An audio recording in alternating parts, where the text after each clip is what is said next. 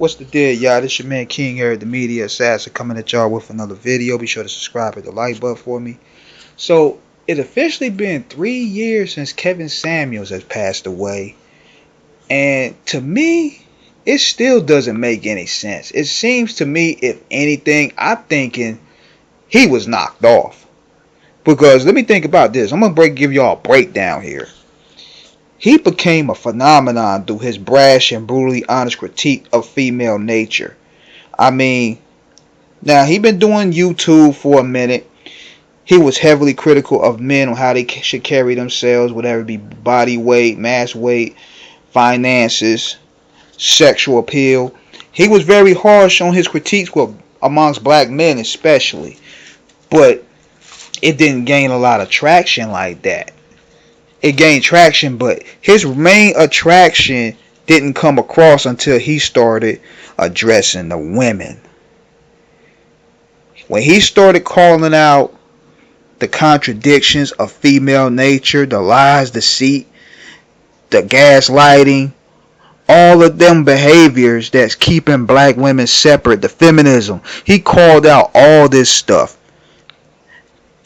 It kind of like put a wake up call amongst the community in a sense, because you really look around, there's really nobody that was out there really critiquing women, especially black women, like he was doing.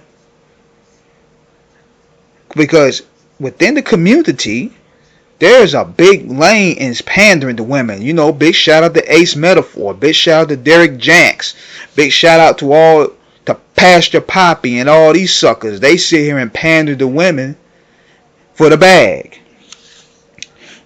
And then also too, his goal was to bring the black family together, to bring traditional families within black men and black women together. Now, I don't agree with everything he does.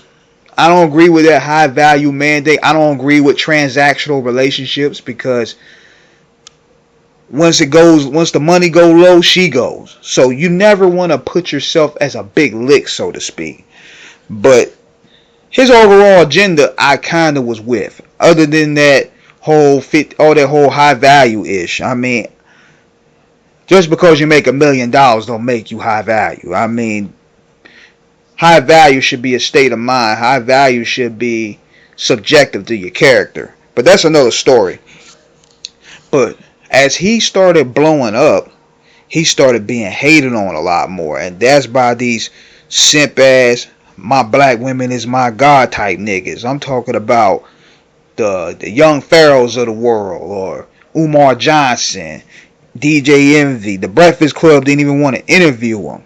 Umar hated him. The simp panderists hated him. They start throwing out that he was gay.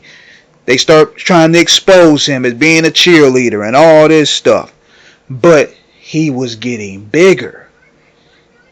He was on Vlad. He was on No Jumper. He was on Fresh and Fit. He started making rounds. Then you know for sure when the industry start calling you, like Nicki Minaj was on one of his shows. I think he was going to do something with Future.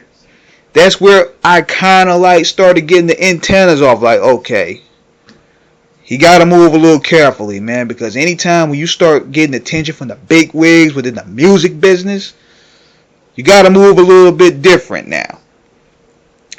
But see, what's going on here, I feel that his death is mysterious to me, because nobody was checking black women that way. And see, if you really look at in hindsight how the community presents itself, black women are seen as the strength of the community, and black men are seen as needing assistance from black women. When you trying to correct the vessel that is black women, you trying to get her head back together just based on what your influence is doing, that's where you started becoming a threat. You start becoming a threat when you start to use your voice to bring unity to black male and black female. Because ever since he died, it's been a shit ton of podcasts. It's been creating division non-stop. And the way he died was quite bizarre anyway. I'm not even buying that. They sitting there saying hyperextension or whatever. But I'm like, I'm not even buying that, man. But to me, what made him much of a threat is also how he carried himself. You can look at the way the podcast looked, the presentation, the way he dressed, the way he eloquently broke down people. Broke down women for that matter. The visuals to where they can't even combat him like that. He was also funny with his tongue-in-cheek delivery. So he didn't carry himself in an ignorant manner. And the funny part is now, I'm really looking at now these same niggas are now trying to take his talking points. They're trying to take on his energy. They're trying to talk like him now. You even see Umar trying to correct women now when he was one of the main ones leading the charge to go against them. You see the Roland Martins trying to check women. You see the D.L. Hughley's trying to check women. But yet all these guys were against them. So I just found that very odd that he just ends up dead mysteriously like this, man. I think there's some more to it.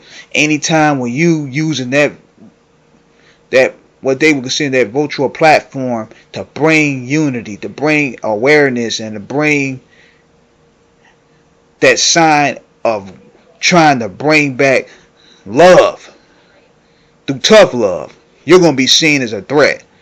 But that's my thought about that, man, about Kevin Samuels, man. Let me know what you guys think. Do you guys think that this is run deep in what it is? Let me know, holla.